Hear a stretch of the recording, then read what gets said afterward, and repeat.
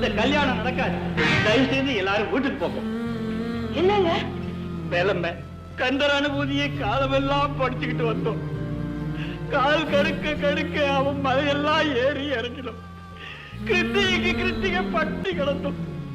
அதுக்கு அந்த முருகன் செய்த துரோகத்தை பாத்தியா? அவன் ஒரு தெய்வமா? இரக்கமில்லாத அரக்கன், துரோகி. கருணையே உருவான தெய்வம். நினைச்ச மாத்திரத்திலே கவலையை வரட்டவன், கண்ணீரை படைக்கிறவன். இனி ஒரு தடவை அவனை பத்தி தப்பா பேசுறீங்க, நான் சும்மா விட மாட்டேன். எதுக்காக அவனை திட்டுறீங்க? கையில காசே இல்லாத எனக்கு இருக்கிற ஒரே பெண்ணுக்கு எப்படி கல்யாணம் செய்வேன்னு முருகனுடைய காலை பிடிச்சு தினம் தினம் அழுதுகிட்டே இருந்தேன். திடீர்னு ஒரு நாள் முதலாளி பணம் தரேன்னு சொன்னப்ப கந்தன் கர்ண காமிச்சுட்டான்னு சந்தோஷப்பட்டு உடனே கல்யாணத்துக்கு ஆக வேண்டிய எல்லா ஏற்பாடு